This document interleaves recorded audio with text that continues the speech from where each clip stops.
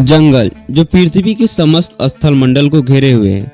अगर यह ना होते तो हम ना होते। वनों में करोड़ों प्रकार के जीव निवास करते हैं। छोटे छोटे कीट पतंगों से लेकर हाथी, जिराफ जैसे विशाल जानवर भी निवास करते हैं। भारत में वनों का क्षेत्रफल 7,13,789 वर्ग किलोमीटर है, जो देश के भौगोलिक क्षेत्रफल का 27.7% भाग को कवर करता है। अगर वैश्विक स्तर पर बात किया जाए तो वनों का कुल क्षेत्रफल 4 बिलियन हेक्टेयर है, जो कुल भूमि का 31% भाग को कवर करती है। दक्षिण अमेरिका महाद्वीप में पाए जाने वाला अमेज़न का जंगल दुनिया का सबसे विशाल जंगल है, जिसे पृथ्वी का फेफड़ा भी कहा जाता है। यह जंगल अपने अंदर कई सारे रहस्यों को भी छुपाए हुए है। यहाँ पर पूरे विश्व के सबसे लंबे एनाकोंडा पाए जाते हैं, लेकिन पूरे विश्व में पाए जाने वाले वन तेजी से नष्ट हो रहे हैं। इनका आकार तेजी से घटता जा रहा है। उद्योगों के लिए कच्चे माल के रूप में इनका उपयोग किया जा रहा है, जो तेजी से पर्यावरण को नुकसान पहुंचा रहे हैं। नमस्कार दोस्तों, मैं पवन। स्वागत है आज के इस वीडियो में। हम जंगलों के बारे में जानेंगे, इसके जन्म से लेकर इनका महत्व तथा विनाश कैसे हो रहा है। अंत में यह जानेंगे कि इनको रोका कैसे जा सकता है। तो प्लीज वीडियो को पूरा देखिएगा और ऐसे वीडियो देखने के लिए चैनल को सब्सक्राइब और वीडियो को लाइक जरूर करिएगा। तो चलिए स्टार्ट करते हैं। वनों की उत्पत्ति आज से 400 मिलियन वर्ष पूर्व हुआ था। उस समय यह पृथ्वी के छोटे से ही भागों में जन्मे, जहां इनके पनपने के अनुकूल जलवायु परिस्थितियां विद्यमान थी। वनों को उनकी प्रकृति के आधार पर कई प्रकारों में बांटा गया है। पहला है उष्णकटिबंधीय वर्षा वन, जो सामान्यतः भूमध्य रेखा के आसपास पाए जाते हैं।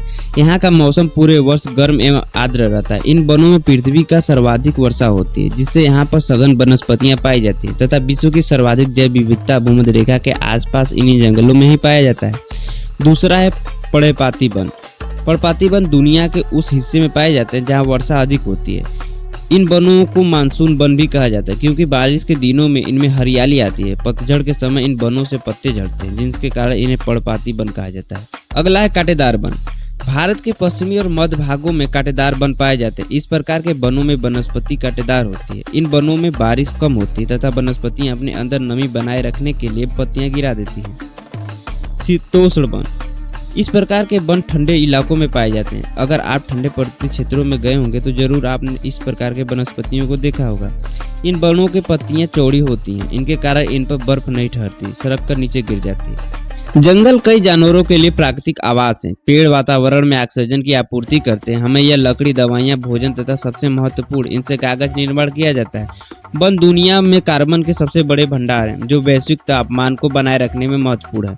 कार्बन की बढ़ती मात्रा ग्लोबल वार्मिंग की मुख्य वजह है। वनों के लाभ के कारण वनों की कटाई आधुनिक समय में बहुत अधिक हो गई है, जिससे प्रदूषण, मिट्टी का कटाव, जलवायु परिवर्तन जैसी समस्याएं पैदा हो रही हैं। वहीं वन CO2 जैसी ग्रीन हाउस गैसों को अवशोषित करके पारिस्थितिक तंत्र को बनाए रखती है। वनों की सर्वाधिक उपयोगिता लाखों जानवरों के अस्तित्व के लिए एक अस्थायी वातावरण प्रदान करते हैं। यहाँ सांप, बिच्छू, मगरमच्छ, कीड़े पतंगे, पक्षी, तितलियां, बंदर और अन्य जंगली जानवर सहित कई प्रजातियों का घर है।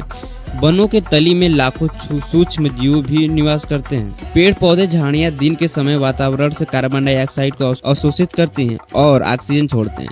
एक अनुमान के अनुसार एक पेड़ 18 लोगों को जीवित रहने के भर का ऑक्सीजन प्रदान करता है अपने पूरे जीवन काल में।